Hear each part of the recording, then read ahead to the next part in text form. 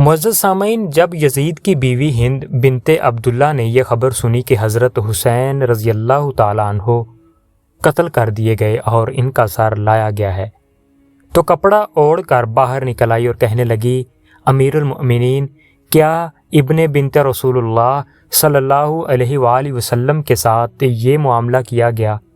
اس نے کہا، ہاں، خدا ابن زیاد کو ہلاک کرے، اس نے جلدی کی اور قتل کر ڈالا۔ ہند یہ سن کر رو پڑی۔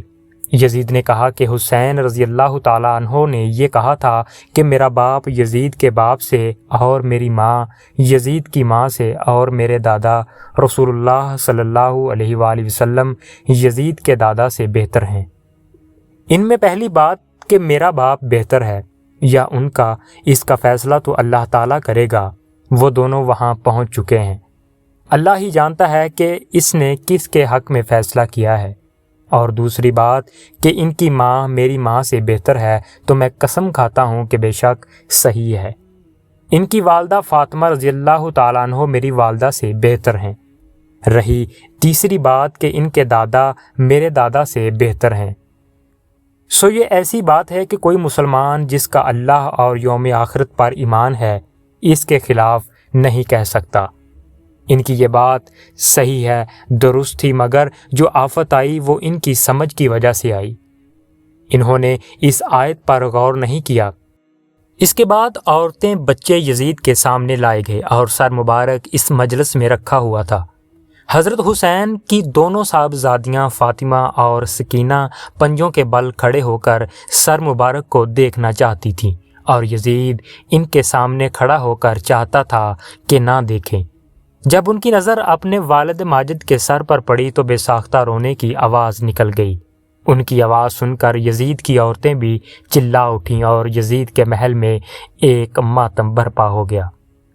ایک شامی شخص نے صاحبزادی کے متعلق ناشائستہ الفاظ کہے تو ان کی پھوپھی زینب رضی اللہ تعالی عنہا نے نہایت سختی سے کہا کہ نہ تجھے کوئی حق ہے نہ یزید کو۔ اس پر یزید برہم ہو کر کہنے لگا کہ مجھے سب اختیار حاصل ہے۔ زینب نے فرمایا کہ واللہ، جب تک تو ہماری ملت و مذہب سے نہ نکل جائے تجھے کوئی اختیار نہیں۔ یزید اس پر اور زیادہ برہم ہوا۔ حضرت زینب رضی اللہ تعالیٰ عنہا نے پھر تیزی سے جواب دیا، بالآخر خاموش ہو گیا۔ اس کے بعد ان کو زنان خانہ میں اپنی عورتوں کے پاس بھیج دیا۔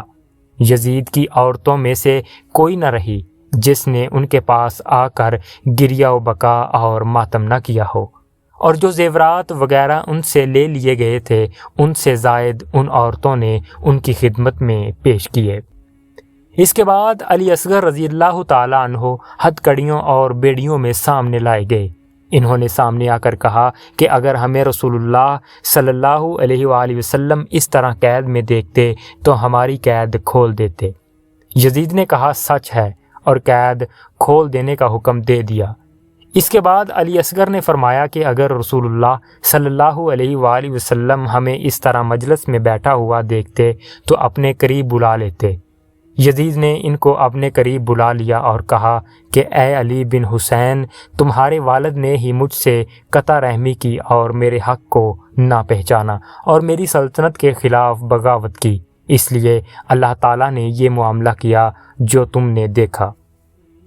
علی اصغر رضی اللہ تعالیٰ عنہ نے قرآن کی آیت پڑھی جس کا ترجمہ کچھ یوں ہے، یعنی اللہ تعالیٰ نے فرمایا ہے، جو کہ مصیبت تمہیں پہنچتی ہے زمین میں یا تمہاری جانوں پر، سو وہ کتاب تقدیر میں لکھی ہوئی ہے۔ زمین کے پیدا کرنے سے قبل اور یہ کام اللہ کے لیے آسان ہے، اور تمام کاموں کا تابع تقدیر ہونا اس لیے بیان کیا گیا ہے کہ جو چیز تم سے فوت ہو جائے اس پر زیادہ غم نہ کرو، اور جو چیز مل جائے اس پر زیادہ خوش نہ ہو۔ اللہ تعالیٰ فخر کرنے والے متکبر کو پسند نہیں کرتا۔ یزید یہ سن کر خاموش ہو گیا، پھر حکم دیا کہ ان کو اور ان کی عورتوں کو ایک مستقل مکان میں رکھا جائے، اور یزید کوئی ناشتہ اور کھانا نہ کھاتا تھا جس میں علی بن حسین کو نہ بلاتا ہو۔ ایک روز ان کو بلایا تو ان کے ساتھ ان کے چھوٹے بھائی عمرو ابن الحسین رضی اللہ تعالیٰ عنہ بھی آ گئے۔ یزید نے عمرو بن الحسین رضی اللہ تعالیٰ عنہ سے بطور مزاح کا کہ تم اس لڑکے یعنی اپنے لڑکے خالد سے مقابلہ کر سکتے ہو؟ عمرو نے کہا ہاں کر سکتا ہوں، بشرط یہ کہ آپ ایک چھری ان کو دے دیں اور ایک مجھے۔ یزید نے کہا آخر سانپ کا بچہ سانپ ہی ہوتا ہے، استغفر اللہ، نعوذ باللہ۔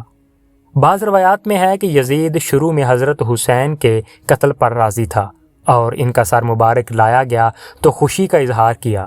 اس کے بعد جب یزید کی بدنامی سارے عالم اسلام میں پھیل گئی اور وہ سب مسلمانوں میں مبغوض ہو گیا تو بہت نادم ہوا اور کہنے لگا کاش میں تکلیف اٹھا لیتا اور حسین کو اپنے ساتھ اپنے گھر میں رکھتا اور ان کو اختیار دے دیتا کہ جو وہ چاہیں کریں، اگرچہ اس میرے اقتدار کو نقصان ہی پہنچتا، کیونکہ رسول اللہ صلی اللہ علیہ وآلہ وسلم کا اور ان کی قرابت کا یہی حق تھا۔ اللہ تعالیٰ ابن مرجانہ پر لعنت کرے، اس نے ان کو مجبور کر کے قتل کر دیا، حالانکہ انہوں نے یہ کہا تھا کہ مجھے یزید کے پاس جانے دو یا کسی سرحدی مقام پر پہنچا دو، مگر اس نالائق نے قبول نہ کیا اور ان کو قتل کر کے ساری دنیا کے مسلمانوں میں مجھے مبغوض کر دیا اور ان کے دلوں میں میری عداوت کا بیج بو دیا کہ ہر نیک و بد مجھ سے بغض رکھنے لگا۔ اللہ اس ابن مرجانہ پر لعنت کرے۔